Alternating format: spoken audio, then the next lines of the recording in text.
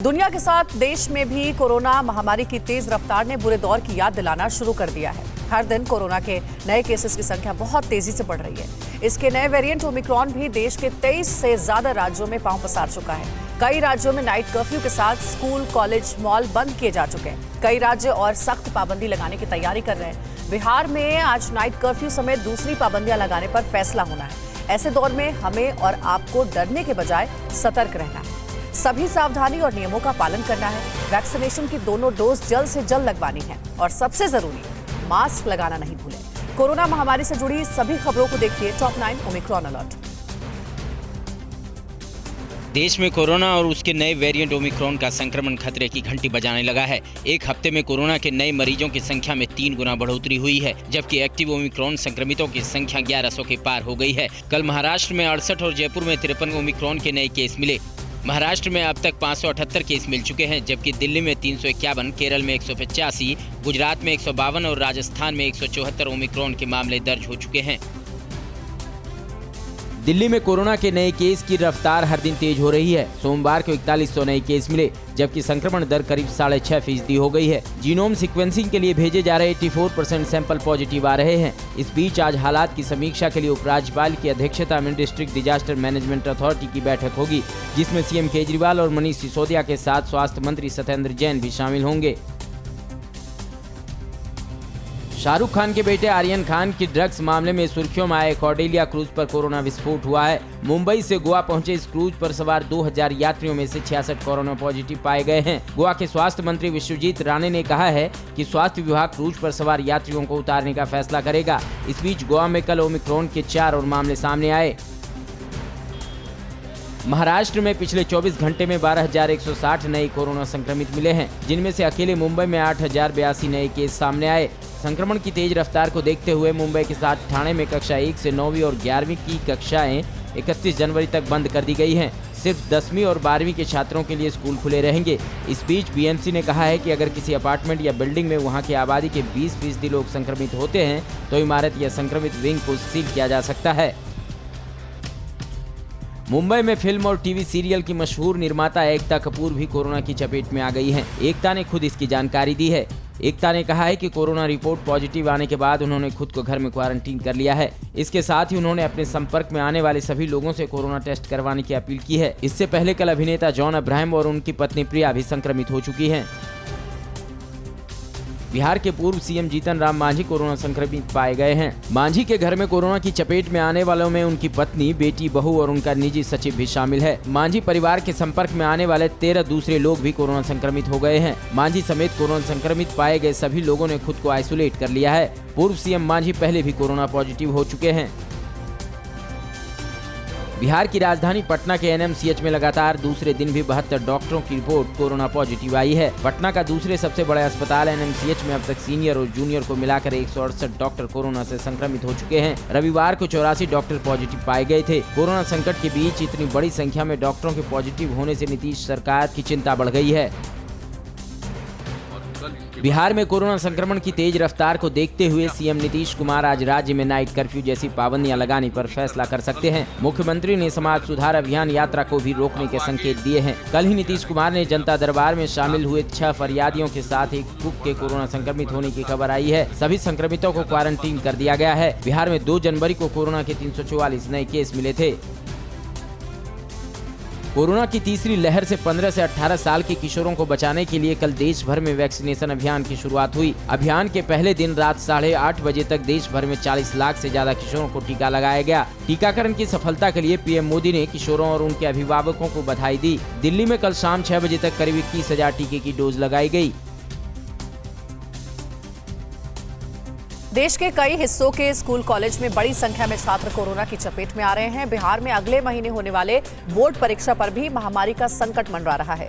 झारखंड में 15 जनवरी तक school, college बंद किए जाने के साथ साथ नाइट कर्फ्यू भी लगा दिया गया है। दफ्तरों में 50% कर्मचारियों के साथ ही काम होगा। निजी कंपनियों में भी वर्क फ्रॉम होम का दौर फिर से शुरू हो चुका है। देश दुनिया में कोरोना महामारी को लेकर बढ़ते खतरे से जुड़ी सभी बड़ी खबरों को देखिए टॉप 9 कोरोना का कोहरा। कोरोना संक्रमण में भारी तेजी के बीच देश के अलग अलग हिस्सों में स्कूली बच्चे भी बड़ी संख्या में संक्रमित हो रहे हैं। महाराष्ट्र के ठाणे जिले के भिवंडी के आश्रम स्कूल में कोरोना के 30 मामले सामने आए हैं। स्कूल के 28 छात्रें पॉजिटिव पाई गई हैं। इसके साथ ही स्कूल के 2 कर्मचारी की रिपोर्ट भी पॉजिटिव आई है। सभी कोरोना संक्रमितों को क्वारंटीन कर दिया गया है। पंजाब के पटियाला मेडिकल कॉलेज में कल कोरोना का बड़ा विस्फोट हुआ है। मेडिकल कॉलेज के 100 से ज्यादा छात्र कोरोना संक्रमित पाए गए हैं। पंजाब के कैबिनेट मंत्री डॉक्टर राजकुमार वेरका ने बताया कि मेडिकल कॉलेज में करीब 1000 छात्र हैं, जिनका हॉस्टल खाली कराया जा रहा है। उधर चंडीगढ़ में पर्यटन स्थलों को बंद कर दिया गया है। पंजाब में कल 419 नए संक्रमित मिले, जिसमें से 75 चंडीगढ़ में मिले हैं। बिहार में कोरोना के केस बढ़ने से 1 फरवरी को शुरू होने वाली बोर्ड की परीक्षा पर भी संकट के बादल मंडराने लगे हैं। परीक्षा समिति महामारी के खतरे को देखते हुए परीक्षा कराने को लेकर पशुपेश में है। अगर कोरोना के केस ऐसे ही बढ़ते रहे तो 10वीं और 12वीं बोर्ड की परीक्षा की तारीखों में बदलाव भी हो सकता है। बिहार में 12वीं की परीक्षा 1 फरवरी से और 10वीं की परीक्षा 17 फरवरी से शुरू होनी है। झारखंड में सीएम हेमंत सोरेन की अध्यक्षता में आपदा प्रबंधन की बैठक के बाद राज्य में सभी स्कूल, कॉलेज, पार्क, जिम को 15 जनवरी तक बंद करने का आदेश दे दिए गए हैं। राज्य में 15 जनवरी तक नाइट कर्फ्यू भी लगा दिया गया है। गैर जरूरी दुकानें 1 दिन के बाद 1 दिन खुलेंगी। ऑफिस में 50% कर्मचारियों को ही आने की इजाजत होगी। छत्तीसगढ़ के सुकमा में सीआरपीएफ के कोबरा कमांडो यूनिट के 38 जवान कोरोना पॉजिटिव पाए गए हैं। लक्षण दिखने के बाद 75 जवानों का कोरोना टेस्ट कराया गया था। संक्रमित जवानों को कैंप के बैरक में ही क्वारंटीन कर दिया गया है। राज्य में कल करीब 700 नए संक्रमित मिले हैं। उधर राजस्थान के जयपुर में एक दिन में 414 नए केस मिलने से फिक्र बढ़ गई है। कांग्रेस महासचिव प्रियंका गांधी के परिवार का एक सदस्य और स्टाफ कोरोना पॉजिटिव पाया गया है। परिवार के सदस्य के संक्रमित होने के बाद प्रियंका गांधी का भी टेस्ट कराया गया, जिसकी रिपोर्ट नेगेटिव आई है। इसके बाद डॉक्टर ने प्रियंका को कुछ दिन खुद को आइसोलेट करने की सलाह दी है। प्रियंका गांधी का कुछ दिन बाद फिर से टेस्ट करा जाएगा। कोरोना संकट का असर निजी कंपनियों के कामकाज पर पड़ने लगा है। एक बार फिर कंपनियां वर्क फ्रॉम होम की व्यवस्था लागू कर रही है। कहा जा रहा है कि अप्रैल के बाद से ही ऑफिस से काम करने के बारे में सोचा जा सकता है। फार्मा कंपनी सिप्ला ने सभी कर्मचारियों को अगले आदेश तक घर से ही काम करने के लिए कहा है। आईसीआईसीआई प्रूडेंशियल म्यूचुअल फंड ने भी इसी तरह का आदेश जारी किया था।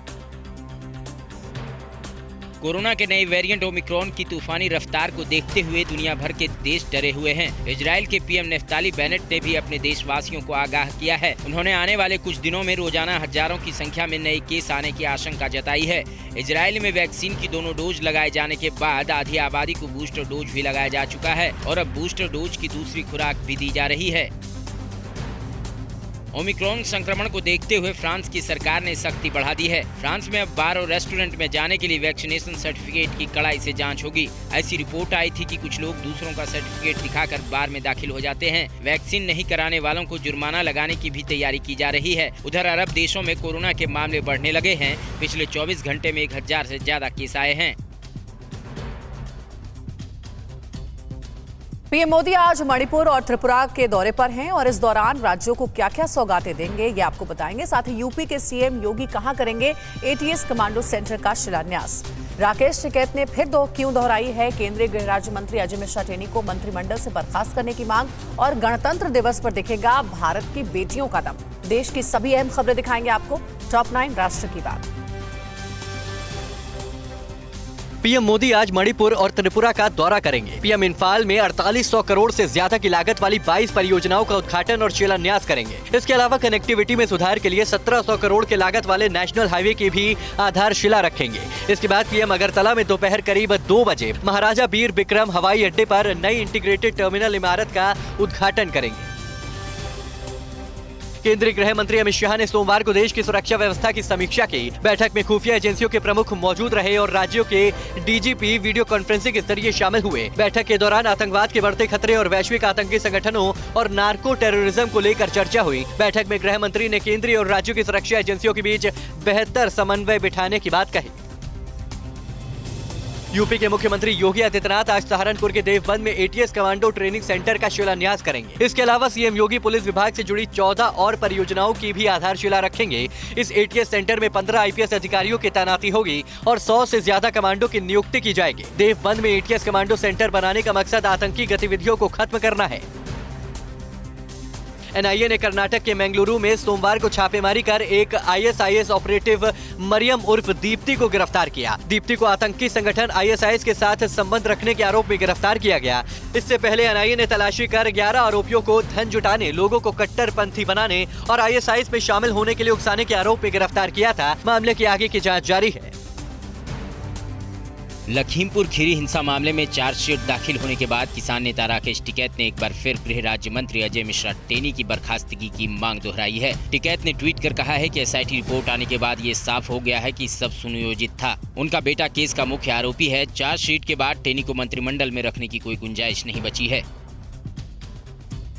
उत्तर प्रदेश के लखनऊ में मुठभेड़ के बाद 2 बदमाशों को गिरफ्तार किया गया। दोनों पर नकली करेंसी सप्लाई करने का आरोप है। पुलिस ने इनके पास से एक अवैध तमंचा, 2 जिंदा कारतूस और 40,000 के जाली नोट बरामद किए हैं। वहीं नोएडा सेक्टर 168 में पुलिस ने 2 संदिग्धों को पकड़ा, जिनमें एक इनामी बदमाश है और एक फूड ऐप कंपनी में डिलीवरी बॉय का काम करता है। पुलिस इस मामले में कंपनी से भी पूछताछ करेगी।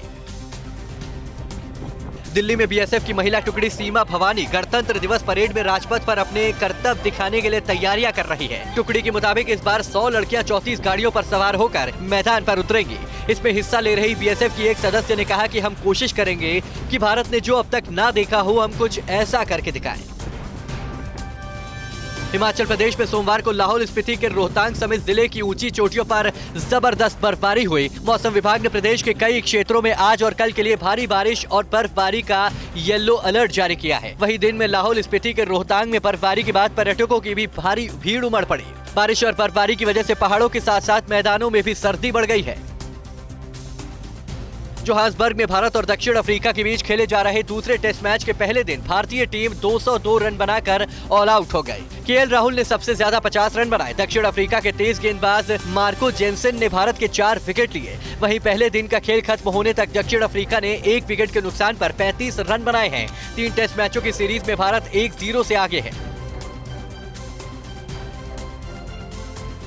अलीगढ़ में कितनी परियोजनाओं का लोकार्पण और शिलान्यास करेंगे मुख्यमंत्री योगी आदित्यनाथ? उत्तर प्रदेश में आज कांग्रेस पार्टी क्यों करने जा रही है प्रदर्शन? आज कहां होगी कांग्रेस की महिला मैराथन? और अपनी सरकार के खिलाफ धरने पर क्यों बैठे हैं बीजेपी के विधायक? देश में जारी राजनीतिक घमासान से जुड़ी अहम खबरें दिखाएंगे टॉप 9 सियासी संग्राम में। उत्तर प्रदेश के मुख्यमंत्री योगी आदित्यनाथ आज अलीगढ़ का दौरा करेंगे। इस दौरान सीएम 9 परियोजनाओं का लोकार्पण और 104 का शिलान्यास करेंगे, जिसमें कासिमपुर थर्मल परियोजना भी शामिल है। कार्यक्रम में आवास विकास, यूपी सिडको, सीएनडीएस उत्तर प्रदेश समाज कल्याण निर्माण निगम, नगर निगम, हरदुआगंज तापीय विस्तार, त्वरित आर्थिक विकास योजनाओं को शामिल किया गया है। कांग्रेस आज उत्तर प्रदेश में चीट फंड कंपनियों की लूट और योगी सरकार की इस मामले में चुप्पी को लेकर हर जिला मुख्यालय पर प्रदर्शन करेगी। यूपी कांग्रेस कमेटी के अध्यक्ष अजय कुमार लल्लू ने उत्तर प्रदेश मुख्यालय में एक प्रेस कॉन्फ्रेंस कर राज्य सरकार पर सवाल उठाए और मामले में एसपी और बीएसपी जैसे विपक्षी दलों से भी अपना रुख साफ करने की मांग की। उत्तराखंड प्रदेश कांग्रेस के पूर्व अध्यक्ष किशोर उपाध्याय सोमवार को बीजेपी के नेताओं के साथ दिखाई दिए। उपाध्यक्ष बीजेपी के प्रदेश संगठन महामंत्री अजय कुमार के फ्लैट में काफी देर तक रहे। इस दौरान चुनाव प्रभारी प्रहलाद जोशी भी मौजूद रहे, जिसके बाद माना जा रहा है कि जल्द ही बीजेपी कांग्रेस को बड़ा झटका दे सकती है। हालांकि मुलाकात के बाद उपाध्याय ने मीडिया कर्मियों के सवालों का कोई जवाब नहीं दिया। उत्तर प्रदेश कांग्रेस की लड़की हूं लड़ सकती हूं मैराथन दौड़ आज बरेली में होगी। सुबह 8 बजे बरेली के बिशप मंडल इंटर कॉलेज से शुरू होकर ये मैराथन करीब 5 किलोमीटर की दूरी तय कर इंटर कॉलेज में ही खत्म होगी। मैराथन दौड़ में लड़कियों का जोश बढ़ाने के लिए इंटरनेशनल बॉक्सर विजेंद्र सिंह भी मौजूद रहेंगे।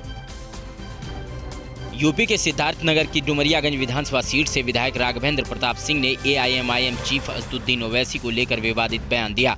विधायक का अभद्र बयान सोशल मीडिया पर वायरल है। तुम्हारी अपनी ने दूध पिलाया है तो सिद्धार्थनगर में दिखा आकर के दिखाओ, हम तुम्हारा पैजामा निकाल करके उनको वापस भेजेंगे। लखनऊ में 69,000 शिक्षक भर्ती मामले में अभ्यर्थियों ने बीजेपी के राष्ट्रीय अध्यक्ष जेपी नड्डा से मिलकर इंसाफ की गुहार लगाई। इस दौरान अभ्यर्थियों और बीजेपी कार्यकर्ताओं के बीच हाथापाई हो गई। हंगामे के बाद पुलिस ने दोनों पक्षों को समझा बुझाकर शांत कराया।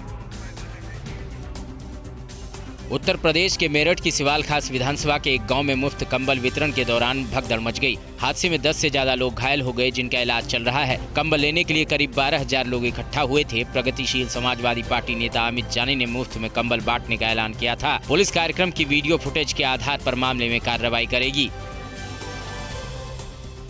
यूपी के सुल्तानपुर में महिला कांग्रेस नेता रीता यादव के पैर में अज्ञात बदमाशों ने गोली मार दी। घायल रीता को इलाज के लिए CHC लभुआ में भर्ती कराया गया। हालत गंभीर होने पर डॉक्टरों ने उसे जिला अस्पताल रेफर कर दिया है। वहीं पुलिस ने अज्ञात लोगों के खिलाफ केस दर्ज कर मामले की जांच शुरू कर दी है। चंडीगढ़ प्रशासन ने मेयर चुनाव की तारीख का ऐलान कर दिया है। 8 जनवरी को चंडीगढ़ के 28वें मेयर का चुनाव किया जाएगा। इस बार मेयर पद के लिए महिला सीट रिजर्व है। मेयर के साथ सीनियर डिप्टी मेयर और डिप्टी मेयर का भी चुनाव होगा। इसके लिए आज शाम 5 बजे तक ही नामांकन होंगे। चुनाव के लिए पार्षद महेश इंदर सिंह सिद्धू को प्रिसाइडिंग ऑफिसर बनाया गया है। बेरोजगारी दर में इजाफा क्यों? PMI इंडेक्स में मामूली गिरावट क्यों? कोरोना काल में रेलवे का अतिरिक्त कमाई वाला प्लान कितना कारगर है? बिजनेस, मैन्युफैक्चरिंग और आर्थिक गतिविधियों से जुड़ी बड़ी खबरों को देखिए मनी 9 में। अर्थव्यवस्था भले ही सुधर रही हो, लेकिन रोजगार नहीं बढ़ रहे हैं। दिसंबर महीने में बेरोजगारी दर बढ़कर 4 महीने से सबसे ज्यादा होगी। CMIA के मुताबिक नवंबर में बेरोजगारी दर जहां 7% थी, वो दिसंबर में बढ़कर 7.9% हो गई। बेरोजगारी दर बढ़ने से आगे मांग और खपत पर बुरा असर देखने को मिल सकता है। दिसंबर महीने में देश का मैन्युफैक्चरिंग परचेजिंग मैनेजर्स इंडेक्स यानी PMI घटा है। दिसंबर में ये 55.5 रहा। इसके पहले नवंबर 2021 में ये 10 महीने के ऊंचे स्तर पर 57.6 पर था। इस आंकड़े का 50 से ऊपर होना पॉजिटिव ही माना जाता है। इसका मतलब ये है कि मैन्युफैक्चरिंग में बढ़त तो हो रही है, लेकिन इसकी रफ्तार कम है। कोरोना के चलते लंबे समय तक परिचालन बंद रखने वाले रेलवे ने वित्त वर्ष 2020-21 के दौरान जमकर अतिरिक्त कमाई की है। रेलवे ने तत्काल टिकट शुल्क से 403 करोड़ रुपए, प्रीमियम तत्काल टिकट से 119 करोड़ रुपए और डायनामिक किराए से 511 करोड़ रुपए कमाई। डायनामिक किराया प्रणाली में किराया मांग के मुताबिक तय होता है। पिछले साल कोरोना की दूसरी लहर के बावजूद दिल्ली में कारों की बिक्री पर कोई ब्रेक नहीं लगा। हालांकि इस दौरान बाइक की बिक्री में गिरावट दर्ज की गई। मीडिया रिपोर्ट के मुताबिक साल 2020 की तुलना में 2021 में दिल्ली में पर्सनल कार की बिक्री में 19.1% की वृद्धि दर्ज की गई। इसके साथ साथ कमर्शियल गाड़ियों की बिक्री में 2020 की तुलना में पिछले साल 53.4% की बढ़ोतरी देखी गई। स्पाइसजेट का लेखा जोखा देख रहे ऑडिटर्स ने समूह की क्षमता पर संदेह जताया है और स्टेक होल्डर्स को चेताया है। स्पाइसजेट की नेटवर्थ कम हो गई है। स्पाइसजेट ने वित्त वर्ष 2020-21 में टैक्स, GST भुगतान और कर्मचारियों के PF देय राशि पर कुल 90 करोड़ रुपए का डिफॉल्ट किया है। इससे एयरलाइंस की सेहत के बारे में खराब संकेत मिल रहे हैं। साल 2021 के दौरान कंपनियों ने कॉर्पोरेट बॉन्ड के जरिए सिर्फ 5.65 लाख करोड़ रुपए की पूंजी जुटाई है। ये 2020 के मुकाबले लगभग 28% कम है। ये पिछले 6 साल का सबसे निचला स्तर है। इसका मतलब ये है कि कंपनियों ने अपनी विस्तार योजनाओं को टाला है। चीन के संकटग्रस्त रियल एस्टेट ग्रुप एवरग्रैंड के शेयरों का कारोबार सोमवार से रोक दिया गया है। कंपनी ने खुद ही इनके कारोबार पर रोक लगाई है। करीब 300 अरब डॉलर के कर्ज बोझ से लदी एवरग्रैंड दुनिया की सबसे ज्यादा कर्जदार रियल एस्टेट कंपनी है। डिजिटल लेन देन अब लोगों की आदत में शुमार हो गया है। दिसंबर महीने में लोगों ने UPI से रोज 26,000 करोड़ रुपए से ज्यादा का लेन देन किया। National payment corporation of India यानी NPCI के आंकड़े बताते हैं कि दिसंबर 2021 में कुल 456 करोड़ ट्रांजैक्शन हुए, जिनकी वैल्यू 8.25 लाख करोड़ रुपए से ज्यादा है। नए साल के पहले हफ्ते में बैड बैंक की शुरुआत होने वाली, लेकिन RBI के एतराज के बाद इस पर ग्रहण लगता दिख रहा है। बैड बैंक बनने से बैंकों के डूबे हुए कर्ज उसके पास चले जाते और बैंकों के बही खाते साफ सुथरे हो जाते। इससे बैंकों की वित्तीय सेहत सुधर जाती। फिर बैंक जमकर नए कर्ज बांटते और उन्हें अपने पुराने डूबते कर्ज वसूलने की कोई फिक्र भी नहीं होती। मनी 9 की खबरों के लिए ट्विटर, फेसबुक और इंस्टाग्राम पर @Money9Live को फॉलो करें। तो वहीं मनी 9 के यूट्यूब चैनल को भी सब्सक्राइब करें। अगले सेगमेंट का रुख करते हैं। क्या है LAC पर चीन की दोहरी साजिश? अमेरिका की रूस को धमकी से ड्रैगन को क्यों लगी मिर्ची? सार्क समिट में भारत को बुलाने को क्यों बेचैन है पाकिस्तान? और किसने मांगा इमरान खान से इस्तीफा? पड़ोसी मुल्कों की साजिशों से जुड़ी सभी खबरों को देखिए टॉप 9 चीन पाक साजिश। एलएसी पर चीन हर दिन नई नई साजिशें रच रहा है। मीडिया रिपोर्ट के मुताबिक चीन भारत पर दबाव बनाने के लिए एलएसी पर चीनी सेना पेंगोंग त्सो लेक के अपने इलाके में एक ब्रिज बना रही है। कहा जा रहा है कि इस ब्रिज के बन जाने से चीनी सेना भारतीय सीमा तक काफी जल्दी पहुंच सकती है। ब्रिज बनाने के बाद एलएसी तक दूरी करीब 50 किलोमीटर रह जाएगी। उधर लद्दाख में चीन ने करीब 60,000 सैनिक तैनात कर रखे हैं। यूक्रेन के मुद्दे पर अमेरिका की रूस को धमकी से चीन को मिर्ची लगी है। चीनी मीडिया ने चेतावनी देते हुए कहा है कि अगर अमेरिका अपने F-37 लड़ाकू विमानों के जरिए ब्लैक सी में रूस के खिलाफ हमला करता है तो चीन उसका करारा जवाब देगा। ग्लोबल टाइम्स ने कहा है कि रूस और चीन के पास इतने शक्तिशाली एयर डिफेंस सिस्टम हैं कि अमेरिका और बाकी पश्चिमी देश चाहकर भी कुछ नहीं कर सकते हैं। ताइवान पर जबरदस्ती कब्जे के लिए दुनिया को आंख दिखा रहे चीन ने अब जर्मनी को भी ताइवान के मुद्दे से दूर रहने की चेतावनी दी है। जर्मनी में चीनी एम्बेसी के राजनयिक ने कहा है कि जर्मनी ताइवान की आजादी का समर्थन न करे। इस मामले में चीन कोई समझौता नहीं करेगा। चीन ऐसी ही धमकी अमेरिका को पहले दे चुका है। चीनी राजनयिक ने कहा कि ताइवान को समर्थन करने वाले देशों पर हमारी नजर है। फ्रांस से भारत को मिले राफेल लड़ाकू विमानों से डरा पाकिस्तान चीन से इजराइल कबाड़ खरीद रहा है। पाकिस्तान को चीन अपना फ्लॉप J-10 लड़ाकू विमान बेच रहा है। चीन ने J-10 को इजराइल के लवी लड़ाकू विमान की नकल करके तैयार किया है। इजराइल ने लवी लड़ाकू विमान को बनाने का प्रोजेक्ट 34 साल पहले ही बंद कर दिया था। पाकिस्तान ने चीन से 25 J-10 लड़ाकू विमान खरीदने का ऐलान किया है। इस साल इस्लामाबाद में प्रस्तावित सार्क देशों के समिट में भारत को बुलाने के लिए पाकिस्तान बेचैन है। पाकिस्तानी विदेश मंत्री शाह महमूद कुरैशी ने ऑफर दिया है कि भारत अगर फिजिकली नहीं आ सकता तो वर्चुअली भी शामिल हो सकता है। पिछले साल सितंबर में तालिबान को शामिल करवाने की पाकिस्तान की जिद के कारण सार्क की बैठक को रद्द कर दिया गया था। महंगाई के साथ हर मोर्चे पर नाकाम पाकिस्तान के पीएम इमरान खान पर विपक्ष ने इस्तीफे का दबाव बढ़ा दिया है। इमरान के खिलाफ जमीयत इस्लामी ने आंदोलन शुरू कर दिया है। जमीयत इस्लामी के नेता सिराजुल हक ने कहा है कि महंगाई की दर 23% हो गई है। IMF के सामने इमरान सरकार ने घुटने टेक दिए हैं। ऐसे हालात में इमरान के हाथ में पाकिस्तान महफूज नहीं है। अफगानिस्तान पर कब्जे के बाद धीरे धीरे तालिबान का खूंखार चेहरा दुनिया के सामने आने लगा है। तालिबान ने अपनी फौज में आत्मघाती दस्ते को भी शामिल किया है। तालिबान के प्रवक्ता जबीउल्लाह मुजाहिद ने कहा है कि तालिबान के डिफेंस मिनिस्ट्री में सुसाइड बॉम्बर की भी एक स्पेशल यूनिट बनाई गई है जो अहम ऑपरेशन में हिस्सा लेगा। पाकिस्तान अफगानिस्तान की सीमा पर पाकिस्तान की ओर से बाड़ लगाने को लेकर विवाद पर तालिबान के प्रवक्ता सुहेल शाहीन ने कहा है कि दोनों देशों ने मसले को करीब करीब सुलझा लिया है। तालिबान पाकिस्तान के साथ अच्छे संबंध चाहता है। हालांकि 2 दिन पहले तालिबान के लड़ाकों ने पाकिस्तान के लगाए बाड़ को उखाड़ फेंका था और तालिबान के रक्षा मंत्रालय ने इमरान को चेताते हुए कहा था कि वो अफगानिस्तान की सीमा तय करने की कोशिश न करे। चीन नेपाल में अपनी मौजूदगी मजबूत करने के लिए जोर जबरदस्ती पर उतर आया है। नेपाल की सरकार की बनाई कमेटी की जांच रिपोर्ट में खुलासा हुआ है कि चीन घुसपैठ कर नेपाल की जमीन पर अतिक्रमण कर रहा है। हालांकि चिंता की बात यह है कि इतने बड़े खुलासे पर भी नेपाल की सरकार चुप्पे साधे बैठी है। हालांकि नेपाली सरकार ने चीनी घुसपैठ पर सौंपी रिपोर्ट को सार्वजनिक करने पर रोक लगा दी है। अड़ी सोमवार से शुक्रवार शाम 6 बजे सिर्फ TV9 भारतवर्ष पर।